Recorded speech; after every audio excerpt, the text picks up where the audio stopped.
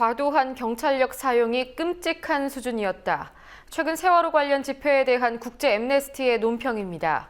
경찰이 난사한 최루액 성분의 물대포에 시민들과 취재 인력들이 부상당했고 현장을 담고 있던 카메라가 부서졌습니다.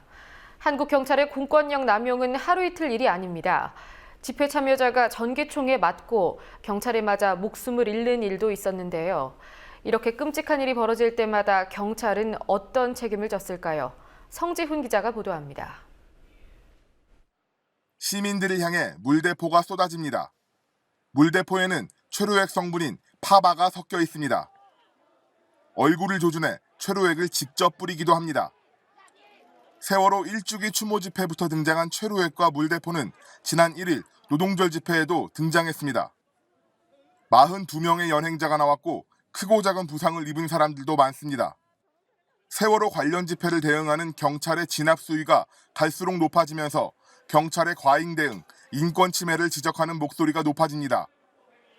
국제 앰네스티는 집회 다음날 곧바로 과도한 경찰력 사용이 끔찍한 수준이었다는 긴급 성명을 냈습니다.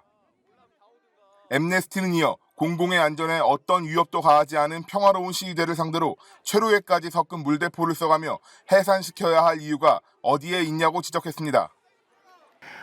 물포에 너무 심한 체류액을 넣어서 그 인근에 있는 모든 사람들이 구토와 헛구역질과 그다음에 심한 그 눈과 그 코에 계속 그 침과 뭐 눈물이 자극할 수밖에 없는 이제 그런 신체적인 고통을 느껴야 했던 상황입니다. 경찰의 물대포는 시위대뿐 아니라 취재진을 향하기도 합니다. 서울시청 광장과 광화문 광장 인근에서 열린 세월호 1주기 범국민 추모 대회를 취재 중이던 참세상의 김용우 기자는 얼굴에 직격으로 물대포를 맞았습니다. 병원에서는 출혈이 심하고 홍채 근육이 다 파열됐다고 진단했습니다. 카메라 역시 수리가 불가능할 정도로 망가졌습니다. 한번 물대포를 쏘고 나서 시위대들이 흩어질 때 경찰이 들어오는 상황에서 기자들이 있는 대로 물대포가 날아왔거든요. 그 당시에 피찌꺼기가 아직도 눈에 남아있는 상태고 당시에 물대포를 맞으면서 홍채 근육이 미세한 근육들이 다 파열이 됐다고 하더라고요. 그것 때문에 지금 동공이 잘 움직이지 않고 있고. 경찰의 과잉 진압 논란이 이번 세월호 집회에서 처음 등장한 것은 아닙니다. 2005년에는 전국 농민대회에 참석한 농민 전용철 홍덕표 씨가 경찰 폭력에 사망하는 사건이 발생했습니다. 당시 허준영 경찰청장은 전용철 씨가 경찰에 맞아 죽었다는 증언들에 대해 부인으로 일관했지만 인권위 조사를 통해 당시 현장에서의 경찰 폭력에 의해 숨진 것이라는 결론이 나오자 책임을 통감한다고 밝혔고 결국 그해 12월 29일 사퇴했습니다.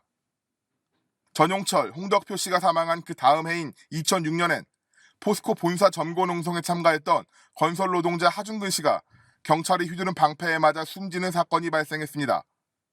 2009년 쌍용 자동차의 옥새 파업에는 테이저건이라는 새로운 진압 도구가 등장했습니다. 전압선이 연결된 침을 발사해 인체에 5만 볼트의 전기 충격을 주는 권총형 진압 무기인 테이저건은 안전성 문제와 인권 침해 우려로 도입 당시부터 논란이 많았습니다. 경찰 장비 관리 규칙도 얼굴을 향해 발사해서는 안 된다는 등의 안전 조항을 두고 있지만 2009년 평택 쌍용차 공장에선 파업 중인 노동자의 얼굴에 테이저건의 침이 박히는 일이 발생했습니다.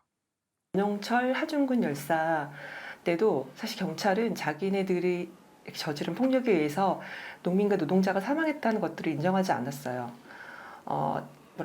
숨기기에 급급했고요. 그 개인의 책임으로 이걸 물었습니다. 저희가 당시에 온갖 영상 자료를 다 이렇게 파악해서 결국 경찰에 그 행위를 밝혀내긴 했지만 이후에 그 행위를 한 사람들이 사실 처벌받았는지는 잘 모르겠습니다. 경찰의 무분별한 폭력에도 당시 경찰 책임자들은 경미한 처벌을 받거나 아예 처벌을 받지 않았습니다. 전용철 홍덕표 씨가 사망에 이른 2005년 당시 경찰청장이던 허준영 씨는 경찰청장 자리에서 물러났지만 이내 한국철도공사 사장을 지내고 총선에 출마하기도 했습니다. 쌍용차 파업 당시 테이저건 발사 등의 문제를 일으킨 조현호 당시 경기지방경찰청장은 이후 국회 청문회에서 진압에서 경찰은 100여 명이 중경상을 입었지만 노조원은 한 명도 다치지 않았다고 주장했습니다. 조현오 전 청장은 쌍용차 파업 농성 진압 이후 경찰청장으로 영전했습니다. 국민TV 뉴스 성지훈입니다.